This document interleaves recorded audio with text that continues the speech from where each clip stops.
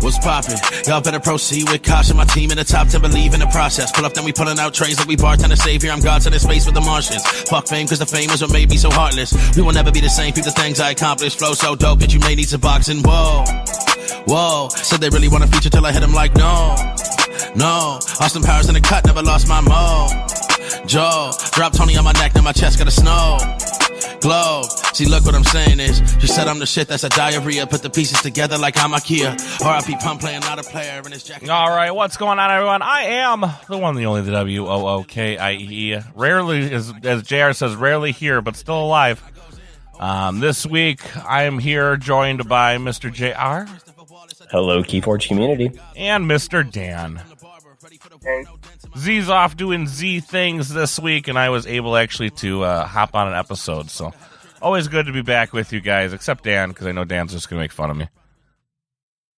I was even writing down jokes. I know. It's great. Yeah. I know. That's why most people tune in, really, is to just hear you make fun of me.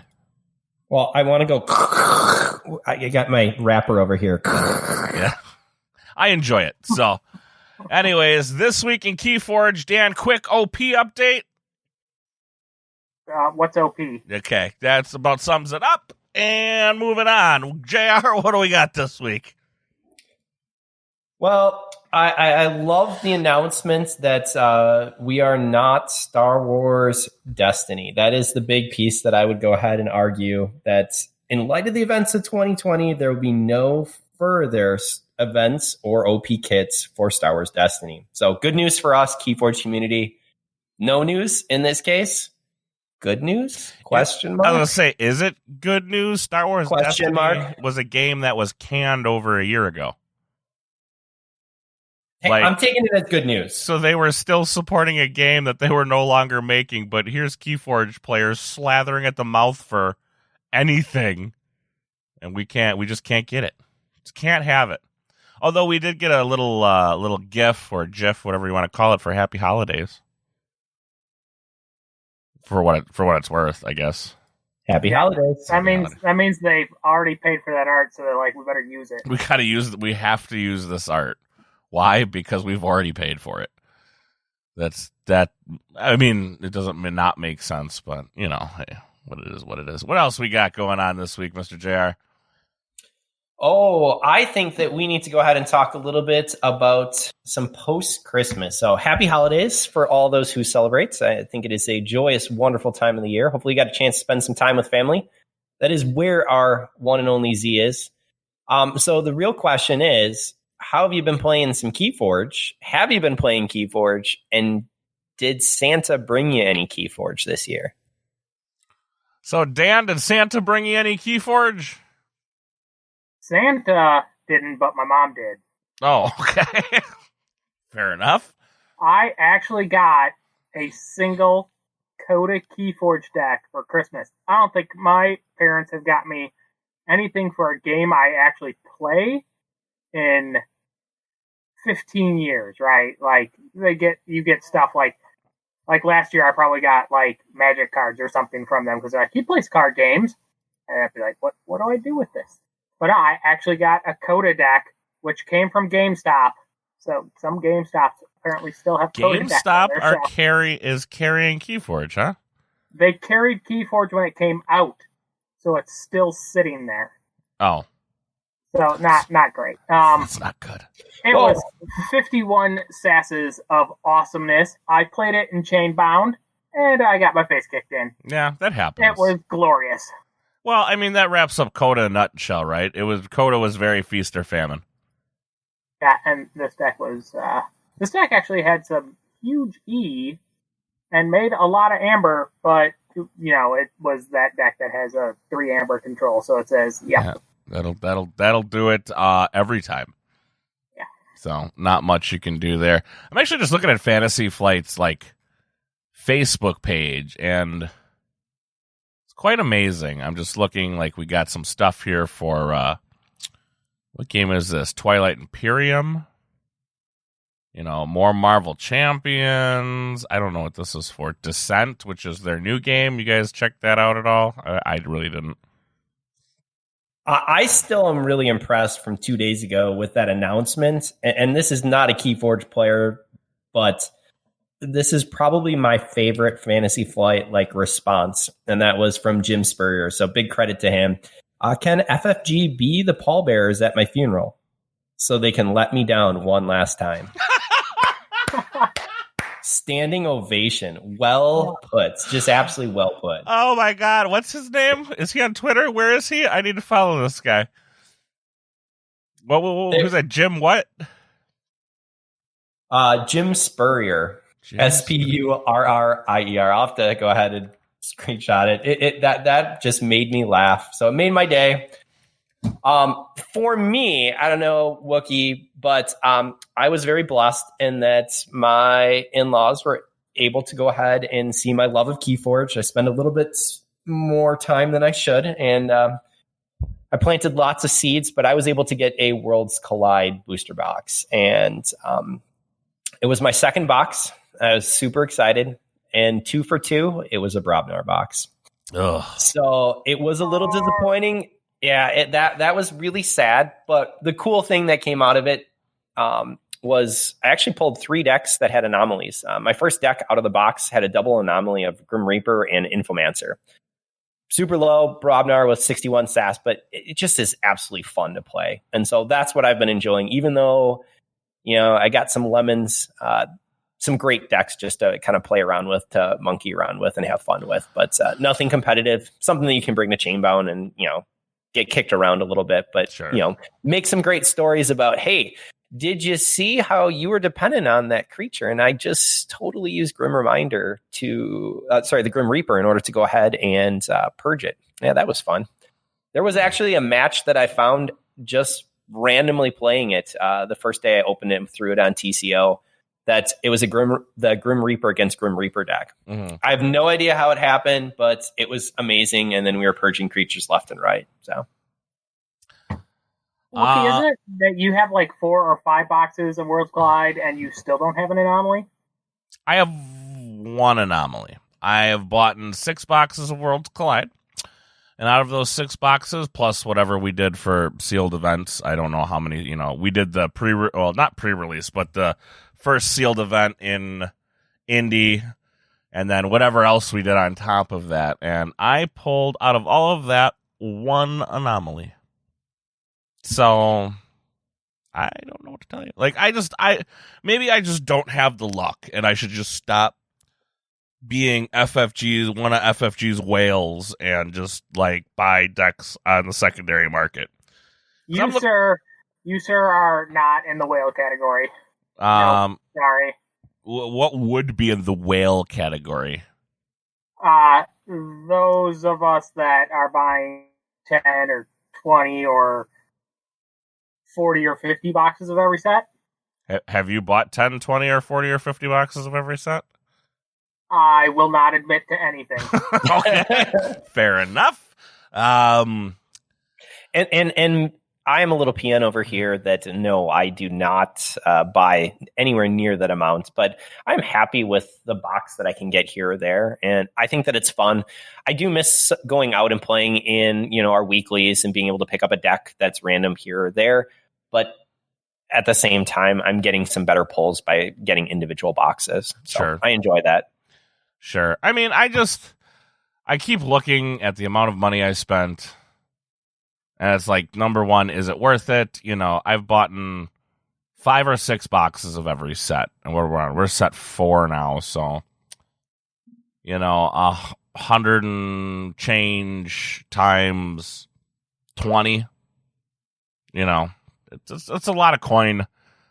I don't know. And the more I look at the Archon format, the more I kind of just become disinterested in that format. Sealed, I'm still all about sealed. I still dig sealed. You got to do with what you got. As obviously you get the opportunity. There's good and bad on each side, right? Archon, you get to choose.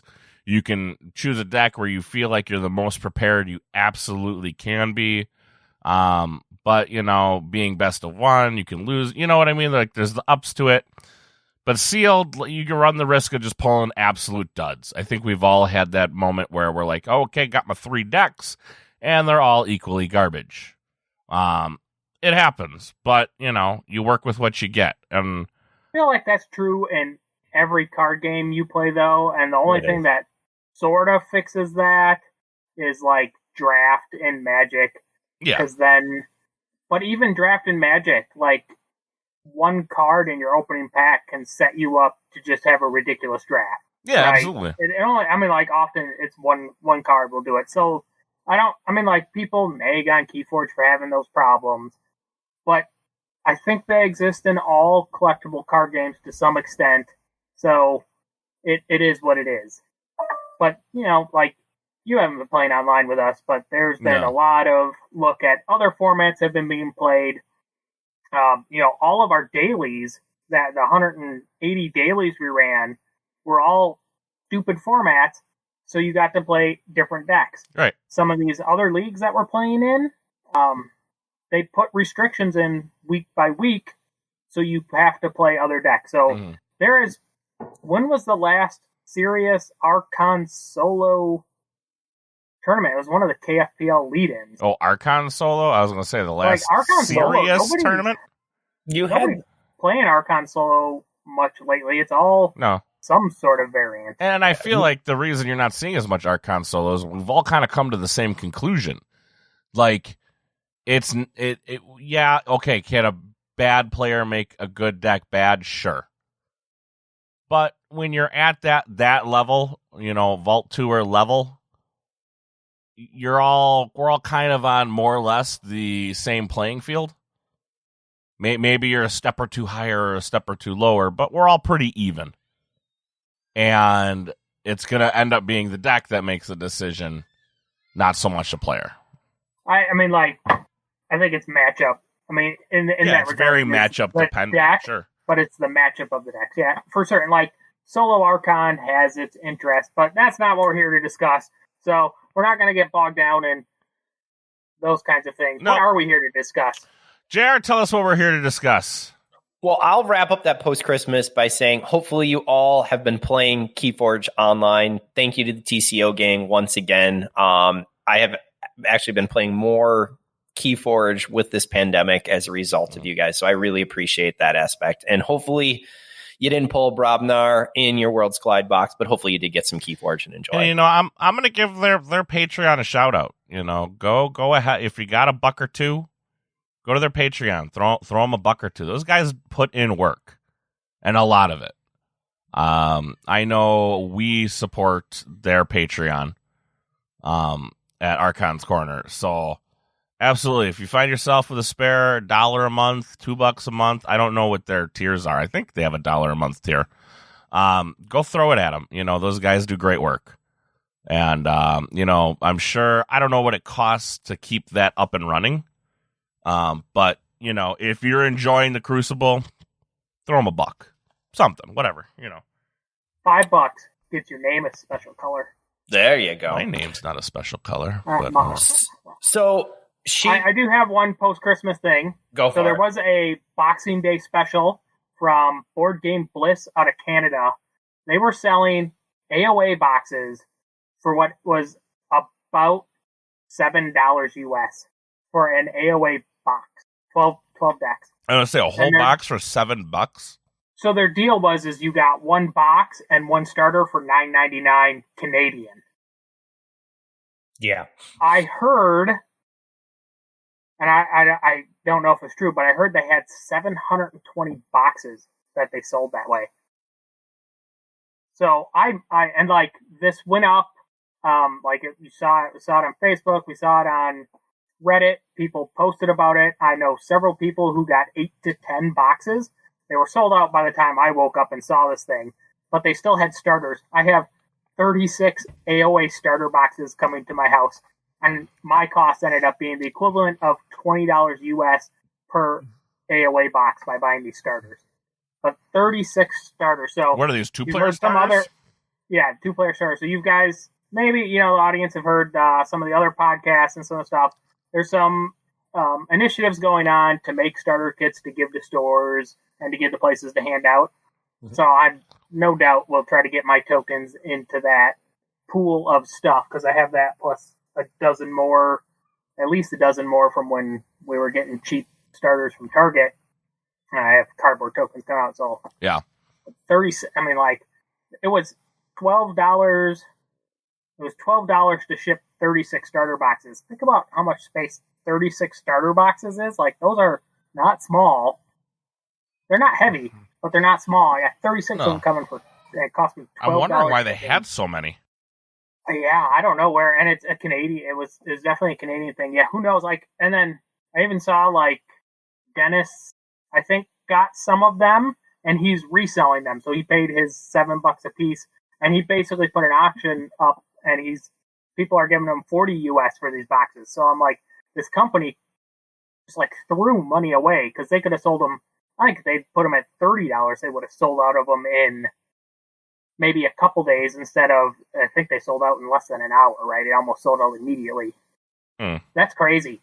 $7 for a booster box. And or a jack box or whatever you want to call it. How many booster boxes? You said 700 and some? I heard 720. I don't know if that's true, but that means there were 720 of those, probably 720 starters, plus however many extra starters there were. Mm-hmm. Like, there's going to be a glut of AOA. So, over at Sanctimonious, they were talking about it. There were like 1,986 Genka decks registered before that sale. And they're going to go back and check here in a bit to see how many Genka decks got cracked. I'd be interested to know. Yeah, that will be interesting to know. It's a nice little stack because, I mean, Genka made AOA, so...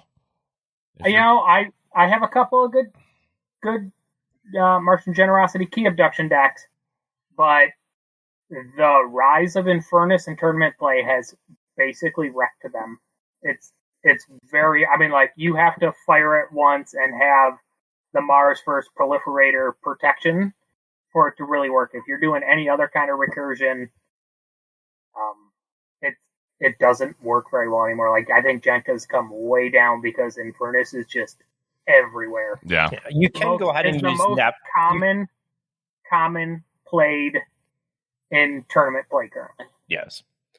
And it's very, very good. I still think it's skill testing. I do think that Nepseed is a way to be able to cycle it if it's out. But again, you're looking at Artifact being out and Artifact control. So we talked about how I suck at Keyforge on our first one, and I did exactly that. I used my Nepseed to protect my Martian Generosity so I would be able to use it instead of losing it.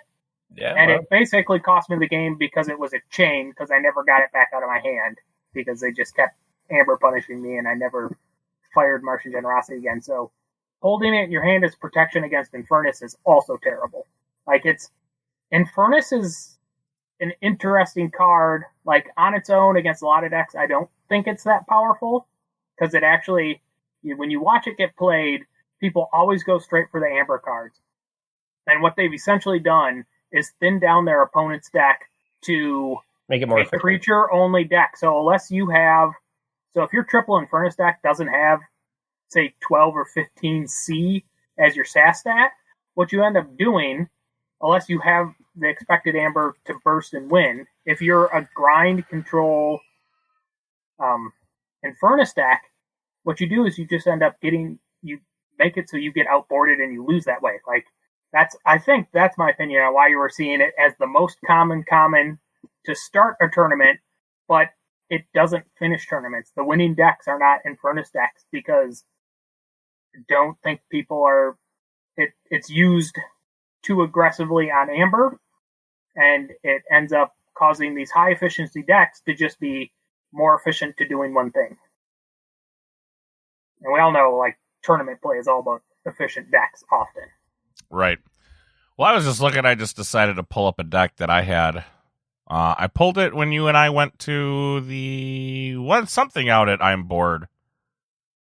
What was it? I don't remember what it was. Was it a Grand Champion? Store Championship. Yeah. What was it? It's a Store Championship where I knocked you out. No, it wasn't a Store Championship. Oh, no, that was a Prime. You're right. Yeah, it was a Prime Championship. Because the Storm Champ... That was a Prime where you were playing your one deck challenge. Yep. Yeah. Yep, and I just pulled it up, and I have an Infernus deck here. I just was like, I remember this. It was an Infernus with a triple Exhume and double Rock Grub. Yeah, and I think that with Infernus being a common card and the ability to remove a card from play, it's really enticing for players. But I do believe it is skill testing, as you had said earlier, Sheep, with why. There are times you want to be able to hit the amber cards, but oftentimes it is more valuable to pick what the focus is for that deck, and it's going to cause you to lose in the long run. Speaking of, should we dig into that segment that we have now named appropriately for you? So, why I suck at Keyforge. So I reviewed our last session, right? And we talked about how playing certain artifacts can just basically cause you to lose the game because, well, they do bad things. So I took our advice. I took all my decks with Forum of Giants, and I just tore it in half and threw it away. Let me tell you, playing 35 and 34 card decks is just way better. Like, why weren't we doing this all along? This is way better than playing Forum of Giants. Just tear it up and throw it away. Is that why you beat me? You tear up cards. That's how it works, right? No? I don't think so. No, I'm pretty sure that's not how it works. Anybody need some 34 card decks? 34 card decks. No. So why I suck at Keyforge. Last week we were talking about cards that, certain cards and certain plays that you can make that will just straight cause you to lose a game. And we covered a lot of artifacts, and we went long, so we ended, and we're going to cover our non-artifact things. So why I suck at Keyforge this week is because I was playing my deck, and I played my Wild Wormhole. Right? I played my Library Access, I played my Wild Wormhole because I'm going to have this awesome turn, and then I dropped my Gromid, and I had to discard all my creatures, and I lost. You're going to have a whole podcast after us for naming that card, saying that we got to be careful with Wild Wormhole. Yeah. So our first card on... I believe I low-key, way back when, called Wild Wormhole the worst card in the game. I completely agree. I think this is again one of those skill testing cards in that you have to look at what your deck makeup is. And that if you have cards that frankly aren't going to hurt you, if there's a lot of amber generation, if you're trying to go ahead and burst quickly and it can get you to another step, awesome. Wild Wormhole can be absolutely amazing, especially when you have multiples in. However, there are a number of other decks that, I've Wild Wormholed into my board wipe. Well, when I have control, that's not helpful. Not only is it usually adding chains, but it's also going ahead and completely changing the delta that exists in the game at that point. Yeah. I've seen people going ahead and Wild Wormholing into Keyhammer, and that is just really sad because you're just giving your opponent essentially a key. There's just a number of plays, so I think that you have to be aware. I mean, obviously you got to be aware of what's possibly in your deck. Like, low-key, people give me shit because I said Wild Wormhole was low-key the worst card in the game. But, let's be honest, right? There's been plenty of times where I've played Wild Wormhole and I'm like, okay, I don't want to hit, 2 cards. My deck is 14 cards full. So, what are really, honestly, the chances I'm going to hit those 2 cards? 1 out of 7, not bad. 1 out of 7. That's not bad. Mathematically, that's not horrible. I would not take that. To if that card is I win the game or I lose the game. Correct. Right? When you have things like Gromids and Pit Lords in your deck, which is our next card as a little sneak preview here, playing those, or Keyhammer, right, is the classic one. Playing those can just straight cause you to lose the game. And so playing a Wild Wormhole, when you have a Keyhammer in your deck, even if it's, in your starting hand, so you're got 6 cards in hand, so you're 30 cards in deck, right? You're a 1 in 30 chance to, I'm not necessarily guaranteed lose the game, but when you just hand 6 amber over, I mean, assuming you're playing... That's not something you ever want to do. You don't ever just want to hand a person 6 amber. Be like, here you go, forge a key. It can essentially just lose you the game, which in any serious tournament setting, why would you be at that kind of tournament and be playing a deck where you have a 3% chance to just lose a game? Right. Right. But I'm just saying, like, there's been times where I've done the math, my odds are good, right? Like, I have good odds. There's a really good shot, I'm going to miss it, and I hit it anyway. Well, yeah, but if you have a good shot to miss it, that means you have a shot to hit it.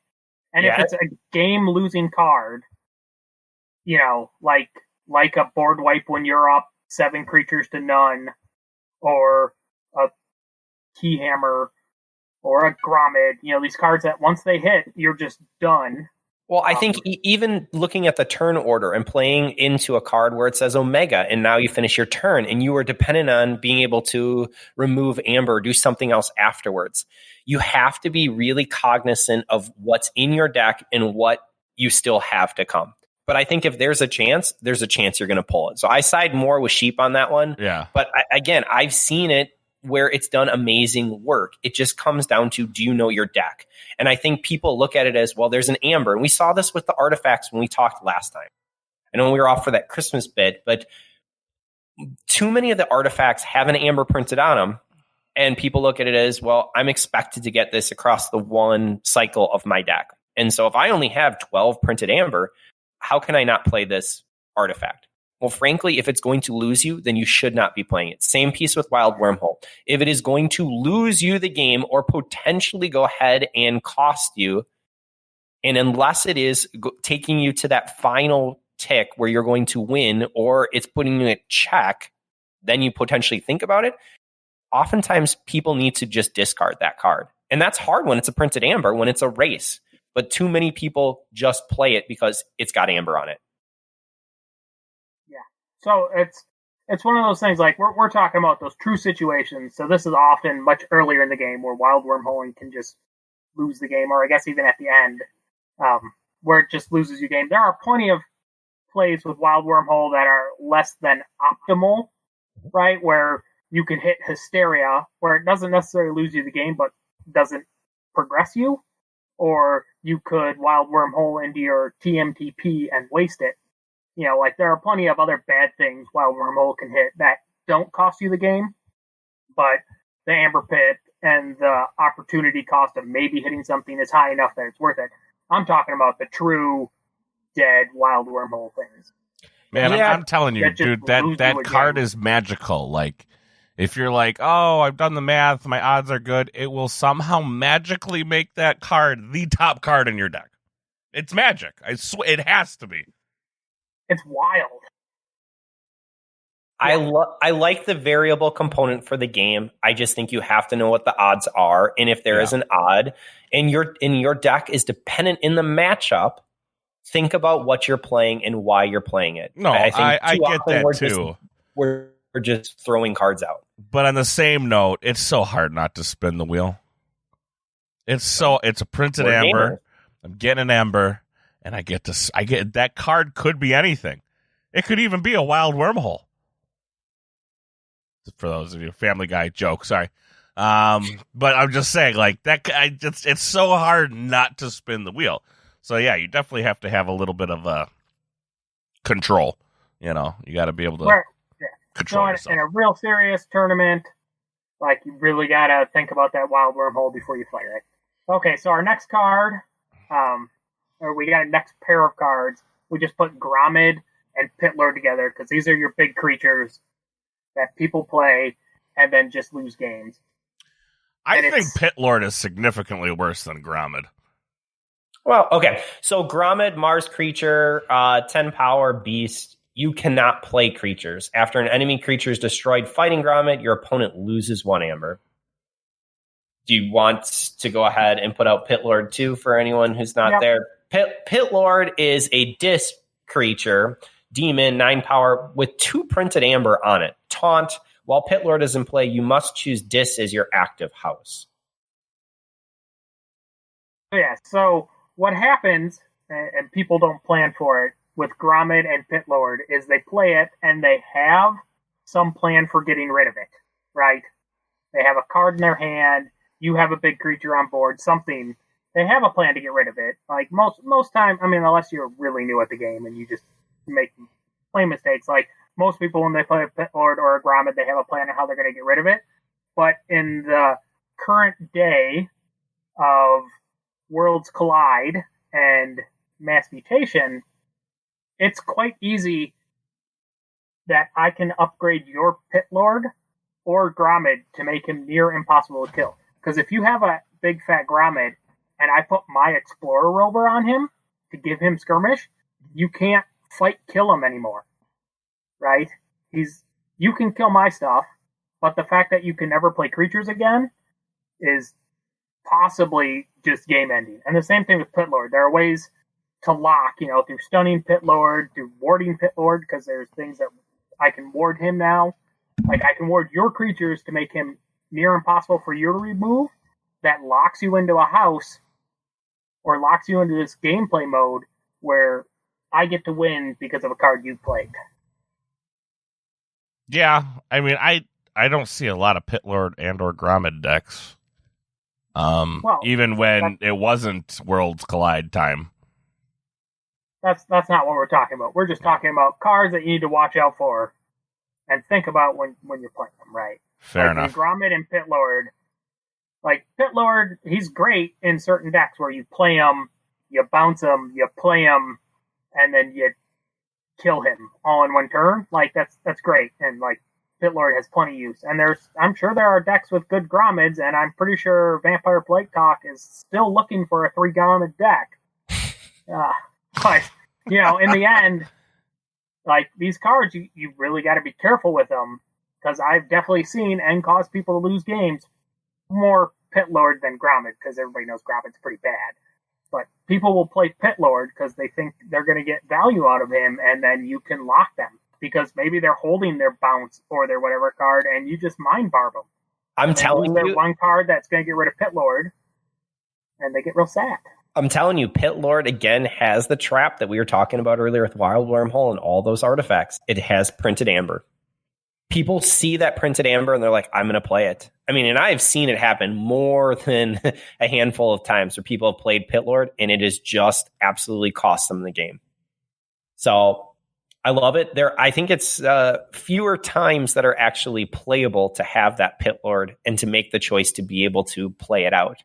But if it's there, it's there. If you can bounce it, if you can kill it right away, take the amber and then get rid of it. But don't keep coming back for it. Don't toss it.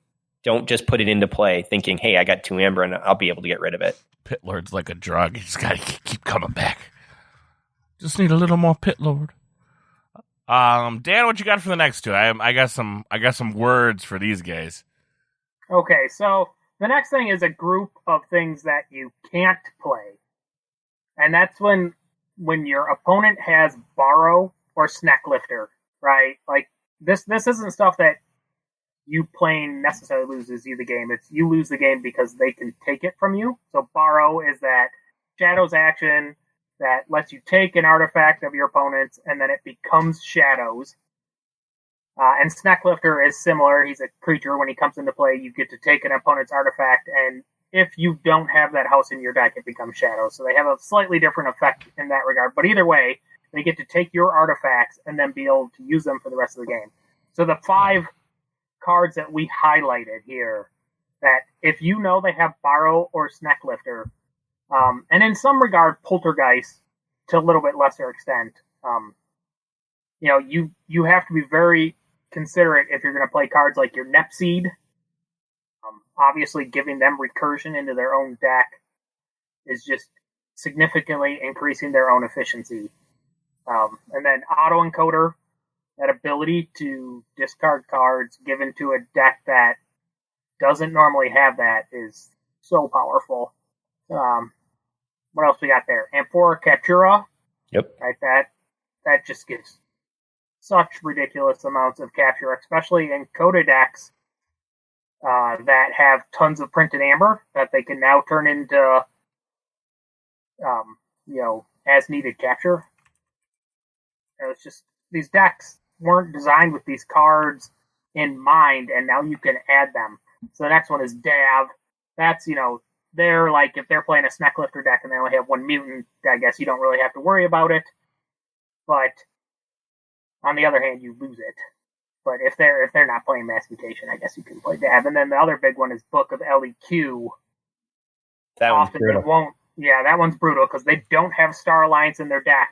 So often, right? So they'll play Snack Lifter or Borrow. They take it. They don't have Star Alliance, which means every turn they can call Shadows, do whatever they can with Shadows, then trigger Book of LEQ, and it's guaranteed to not hit Star Alliance, so they most likely get another house that turn. Sometimes they hit Shadows and don't get anything else, but like the fact is they often get to play 2 houses per turn for the rest of the game, and it is game-breakingly bad.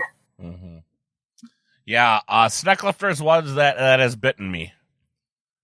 He bit me once, and I've learned that, I should watch out for him.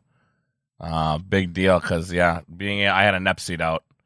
And I didn't see it in the deck. Again, pay attention to the deck list. I didn't see Snecklifter in the deck to the point where I had to ask the person. I didn't ask him mid-game. But once the game was done, I was like, can I see your deck list? Because I just didn't see it in there.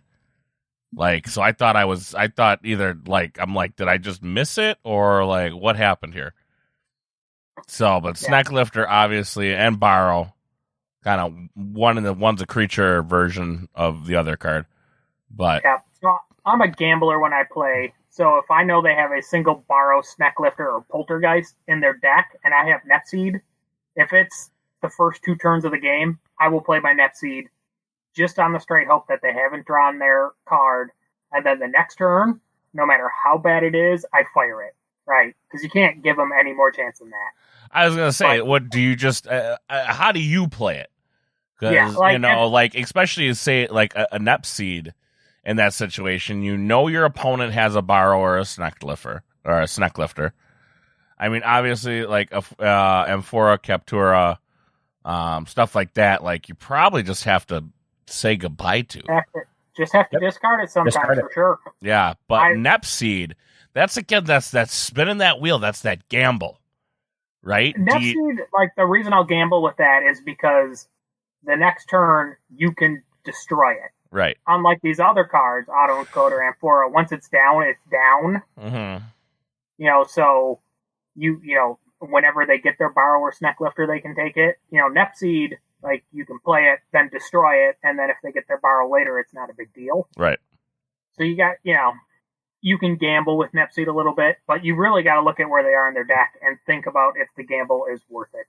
Yeah. Because otherwise, you're playing a card, and then you're just letting them play. You're letting them use really your cards to further their position. Yeah. Right. So, in top level tournament play, they already have a ton of good cards. So letting them borrow Nepseed into their best card again is really bad. Right. It's just really bad. In casual play or sealed, obviously you just run and gamble and hope they don't have stuff. But in that top level play, giving a deck something as good as a Nepseed or an Auto Encoder is too much. You can't afford that extra efficiency given to those kinds of decks. They will. So let me ask you this. All right, you told us how early game you'll take the risk, because obviously there's a bunch of risk reward benefits that you got to outweigh whenever you're playing any card game. Mid game, they got to Borrow or a Snecklifter or whatever. You haven't seen it yet, and you pull your Nepseed. Do you risk it? Mid game on the opportunity of maybe just popping it next turn, no matter what. No matter what, I'm gonna pop it next turn. And they haven't played it, and you haven't seen Snecklifter or Borrow yet. And we're mid game, both about halfway through your decks. Nope. Basically, because we play on TCO. And I can just watch card counts. If they're under 20 cards, I won't play it. Okay. I won't play it. It's too high of a chance that they're going to get it. That's why I said it's the first 2 hands. It's basically those first, 10 to 12 cards that they go through. That's about the only time I'm willing to risk it. And then again, Nepseed, once you've seen Borrow or Snecklifter come down, you can play your Nepseed.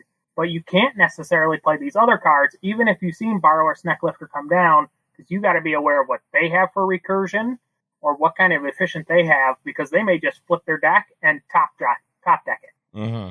right? And then just take your good artifacts. So even once those cards go down, on some of these, like Book of LEQ, you may still just have to discard it on the fact that they could flip it depending on the pace of the game, right? I mean, if you guys are both playing a little bit slower control decks, you may still just have to pitch it because they could flip back to it and get it. I want to hear everyone else's thoughts, too. Let me know if you're listening on your podcasting device. You can put it in there. Obviously, put it on there, and let us know what your thoughts are on the whole Snecklifter Nupseed controversy. There, or you can also do it on the Facebook, or not Facebook. I'm sorry, YouTube. Let me know what do you guys risk it, or do you just dump it? I have a hard time. I have a hard time getting rid of cards for no value.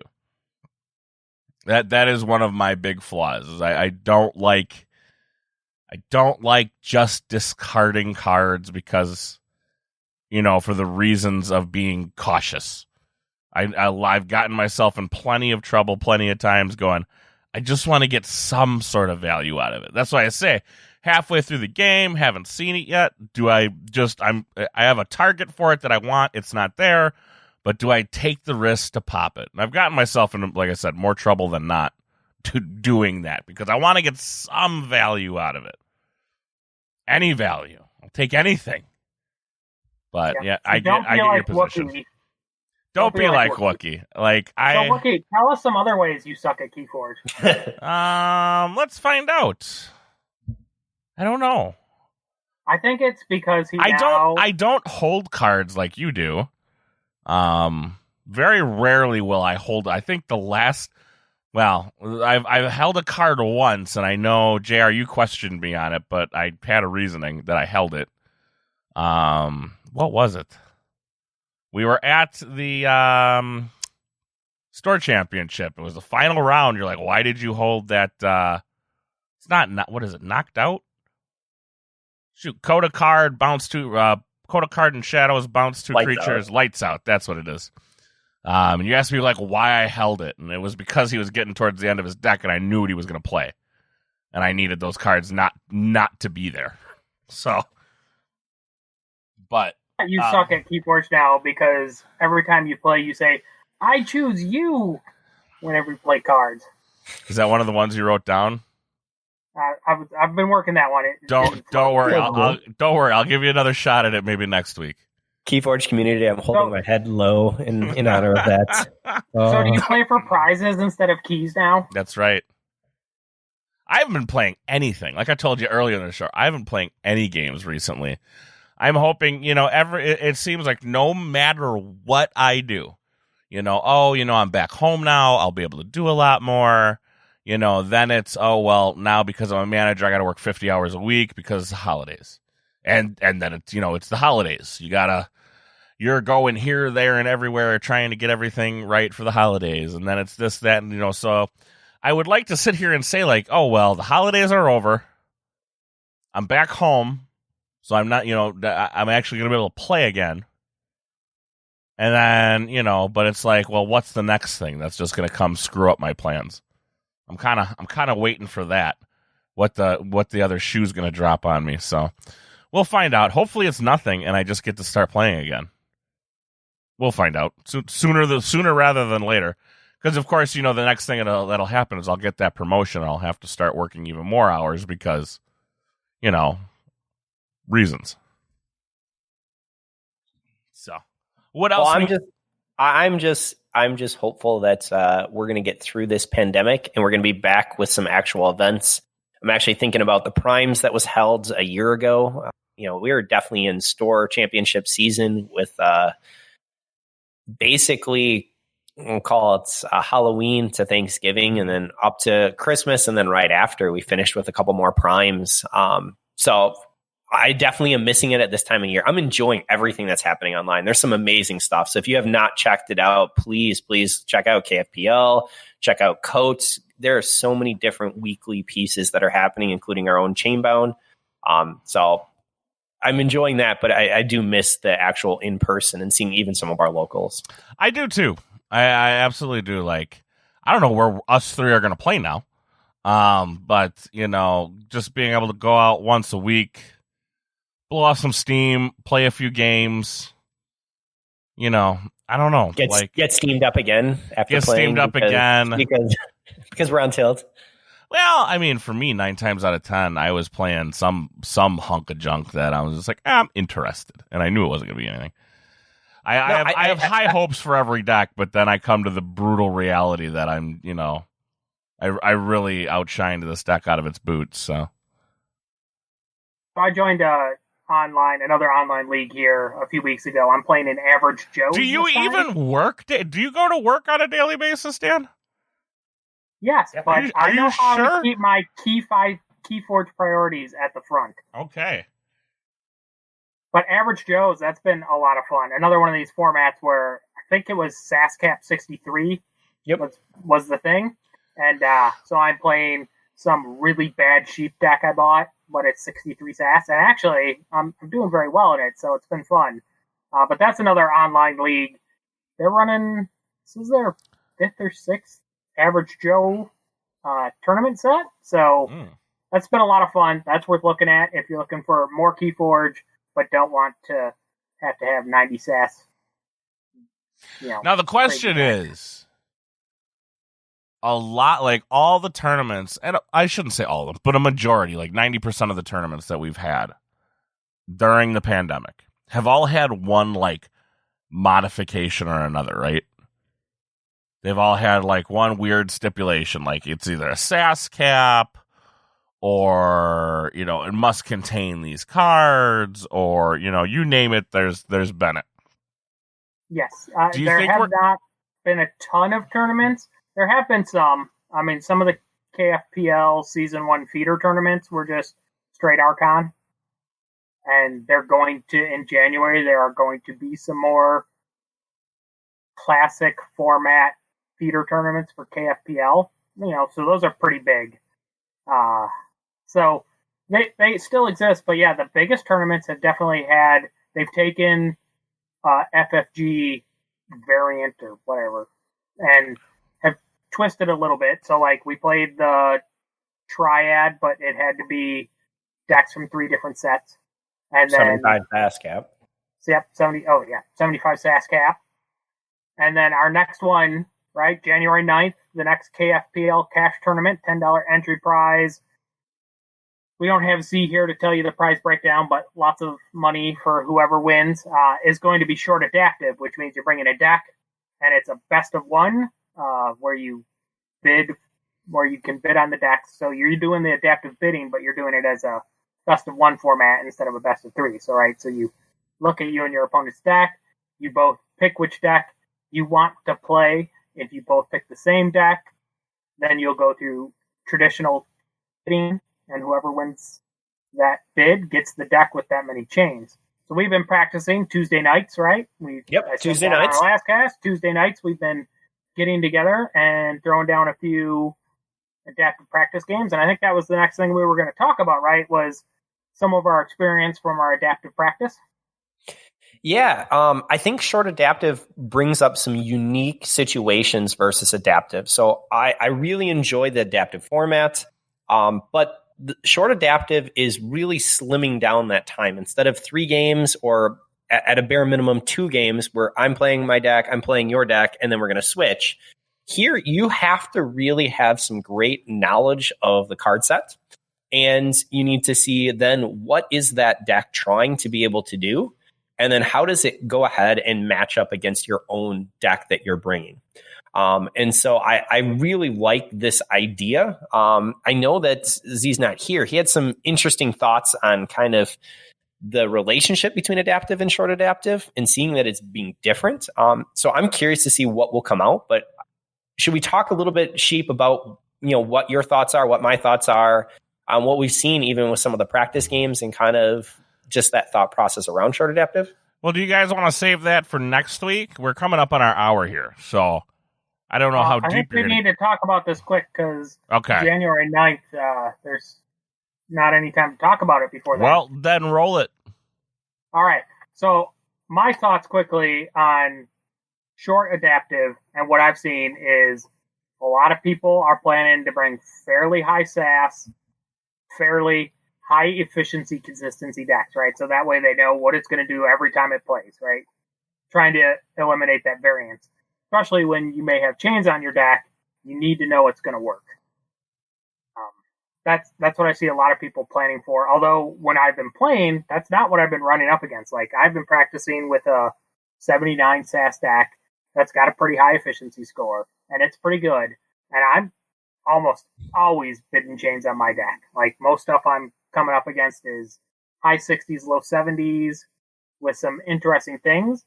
But what I am seeing is short adaptive, and what you have to bid for accordingly, and where I've trapped most people, like I've often trapped people on my deck, is if the deck you're playing against, the deck that is going to be played without chains, has a 7+ creature house, right? Often I've seen in short adaptive, especially when you're talking 9+ chains, if they have a 7+ creature house and they hit that house where they play 4 or 5 creatures in the first turn, which happens in this game, it's unless that other Game deck over. has significant C, it just loses because they never have to call another house because you're playing with a 4-card hand to start, and it's brutal. And it's really luck based, and maybe your deck would beat it 99 times out of 100 without chains because you can get to your 1 or 2 board wipes. But because of those chains, it's enough where you can't catch up. And so that's something I think people really need to look for. Like that is definitely what I look for when I'm bidding with or playing with the deck I've been playing. It's got a couple of decent board wipes in it. It can do okay, but I gotta look. And when I see that they have some Amber Burst single house, this is often untamed, but just really any house that can land 6 creatures, and you can just be like, then they, if they land 4 or 5 of those on first turn, especially dinos, right? They're the worst because they all have crazy effects, or Star Alliance. Like it's just like once they've landed and you're slow to get to your board wipe, the game is already over. You gotta be really careful bidding chains, and I've stuck people with my deck at that 8-9 chain thing because the SAS difference is a lot. My deck looks really good, and it is really good, but I know I can just land creatures faster than them because I just have card efficiency by not having chains and win, and it works all the time. You got to be really careful about them landing creatures because the rate at which they can land creatures over you when you have chains is really high. That's been my experience with short adaptive. It comes a lot when you are playing the chain deck. It comes a lot down to landing quality creatures. My short 2 cents of it comes, there is a nice strategy that I've seen out for going ahead and bringing things that will go ahead and impact those chains. So decks that will go ahead and add chains on, you have to be aware of when you're going ahead and chain bidding, because that will go ahead and askew. So if I'm looking at taking it at 6, and all of a sudden the first time they throw down something like Binding Irons, which frankly doesn't matter in most other games, all of a sudden that changes how many cards you're actually drawing. That can have an impact. The other piece that we're looking at is the strategy that really came up from Shadow Worlds, which is Martian Generosity. And Martian Generosity, we talked earlier, it does have an impact with Infernus that's out there, but it really disrupts what you're bidding for chains and how that deck can be efficient if it gets Martian Generosity and if it doesn't. So I think that's another little piece that you definitely want to look at and be aware of. And I agree with Sheep in that what I've seen is frankly higher SAS, higher efficiency decks, and it's because they control and can move through their deck very, very efficiently. The big question comes to me is not only on the creature control, can you remove, but what is your weakness for your deck? So a good adaptive deck, you need to be able to know how many chains it can take roughly in what matchup is not good for it. And then when you have to turn it over to your opponent, what is the weak spot? So because a lot of people, frankly, are bringing higher SAS decks, these are decks that their card pool is typically a little bit higher, a little bit more efficient, a little bit stronger cards. And so if you're turning it over, what is the weakness of that deck? If it's just an all-around good deck, that probably is going to hurt the person if they're, if they're just going ahead and bidding. It's a little bit sad because when we played Shadow Worlds, the deck that I brought was one of the 2 lower SAS decks. And I'm not seeing that as necessarily a viable strategy in this format for short adaptive. It's interesting with the chance to be able to see what DOK has listed for SAS and kind of all the stats that are there. So to see how that impacts people when they're looking at it and saying, oh, this is a high SAS, so I must bid this amount. There's some decks that honestly can do some amazing work that don't match their SAS amount. So be careful for that. But again, it's going to come down. Do you know your cards? Do you know what is strong for your deck, what's weak against it, and how many chains you need to bid? I think if you have that, you have a huge advantage by bringing a higher SAS, higher efficiency deck. Yeah, without the traditional adaptive 2 games to feel out where chains are going to be bid with a low SAS deck, I think the high SAS player is in the driver's seat because they know their own deck. And when you have the low SAS deck and you're bidding on the high SAS deck, they have a much better feeling on when to dump that deck on you. And now you're getting a deck with chains that you're not familiar with, right? So if you're bringing that low SAS deck, you got to be really, really confident in your bidding skill because you're not getting to play it. You just have to bid chains on that deck. And you may get dumped with a deck and then only be starting with a 4-card hand and just not know where to go. So playing low SAS in single adaptive, I think, is way more dangerous than in traditional adaptive because you get to get the feel, you get to have an idea what to do with the deck, and you can bid much more accurately. So, yeah, short adaptive, I think that Z was alluding to when we kind of talked to him, is that, it plays much different than long adaptive. So it'll be interesting to see what actually happens. So our practice, I don't know. I've been playing a high SAS deck. My chain bidding has been on point, and it's been working really well, but I know my deck has a couple fairly obvious weaknesses to me that not everybody else picks up on, so I've been able to dump it. I think that's, one of the big things with the high SAS deck is you got to know its weaknesses, and you got to know when to dump it. Right, and that's in short adaptive. If you can drop your deck on somebody with a bunch of chains, you're in a really good spot. All right, well, I think that does it for us this week. Don't forget, we do have Chainbound Thursdays and Sundays. Right? Sundays. Yep. I almost said Saturdays. And we're gonna have a New Year's Eve Chainbound tomorrow. Yes. Woo! You're not going to hear this by then, maybe, but we're going to do one. Probably not. Yeah. But with Thursdays and Sundays, we do Chainbound. I will have this up before Saturday, January 2nd, which will be the sealed event, right? Yeah, leaderboard sealed, so that's exciting. We got 48 leaderboard decks that are going to get cracked and passed out into the world. So if you want to see some of those guys, kind of I don't know how are you in...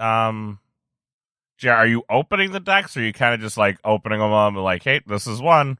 Here it is. So we're going to have 2 cameras running, one watching us as a whole, and a second camera set up to take screen caps. So we will be opening decks on the main camera, sticking them under the macro camera, right, and snapping pictures of them to sort into folders so I can then forward all that stuff off to people that night in groups. So you'll be able to see us opening decks. We'll show them to both cameras so that way everybody knows that it's all totally legit. And then we'll send those decks Are you opening the decks, or are you leaving them sealed? The mass mutation decks will have to be opened because we got to send enhancements. Oh, that's very true. That's but the world, we're not going to crack the other decks out of their cellophane. Yeah, Obviously, just the open Worlds them Collide so we ones can will send need it for them. the enhancements. True story. Yep. So Just MM. Yep. So then there will be a however many hour video of JR and I cracking decks that we don't get to evaluate or play with. So it'll probably be a depressing video to watch. No, But it'll be there to show that we're honest folks. Yeah, and that's the goal. We're going to make it honest so everyone can see. And we're not looking at the decks. Frankly, we don't have the time for that. It's open, show, scan, put it into essentially a package that's going to have a number so that everyone can have a number. So while we will see the decks, we're not looking at it. We don't have time for it. And it's more just to get the decks out. To have it sealed causes a couple other issues. So I think this is a nice way that everyone can get their decks, they can evaluate them, and yet you're not seeing what everyone else will get at the same time. Mm-hmm. Yep. And then we're going to see what all the decks were registered when we go to play. And then I'm going to have to be sitting in this room with some 95 SAS monster and then know I have to mail it off to somebody. And then I'm going to cry. Or my 100 SAS Mass Mutation deck's going to get open, and I'm just going to be here crying because... Hey, that's what we like. And I know that there's some great products. So we have the Shadows little figure that's there. Got some great tokens. And if I'm correct... We don't? No, we don't have a figure. All right. But we do have 2 Coda boxes, right? We have 4 Coda boxes to give away. We have those House Shadows tokens. We have House Disc tokens. So that was the House Shadow tokens I was looking at, yeah. I've got deck boxes. I've got original, a couple original pins and a bunch of lanyards from the very first thing they ever released. We got the original metal keys. We got some metal damage tokens. We got all kinds of stuff to give away. But, I mean, we don't really need to promote the event because this is getting released after it goes. So it's going to be awesome. I will more than likely have this out tomorrow. So you'll get a couple days at least of that. So, but, I mean, either way, if you're around, I'm going to try to actually play in this, believe it or not. Dan wants to start I'll believe it when I see it. Dan wants to play at 10 o'clock, which is really early in the morning. And, I don't know if I want to do it or not. I will have already gone out for a run and be back home. Yeah. And you say it's early. Well, for me, it's my day off. You should go to bed. It's my day off. As a matter of fact, it's late. We usually record many hours before it. It is late. Yes, we normally record at about 4:30, 5 o'clock, and it's now 10:30. So we're going to all probably hit the sack. We'll see you guys on the next episode. Anything, just real quick, we'll do a real round robin. Anything we want to go through? Any last minute one-offs? I'm going to go to bed, not hit the sack. That's for me. There are some FFG rulings so definitely go and check out Arcana. We'll go ahead and try and bring that up next week. But love to see that there are some updates on some rulings. Dan? Yeah, play Keyforge. Play Keyforge. All right. We're out of here, guys. Have a good one. We'll see y'all.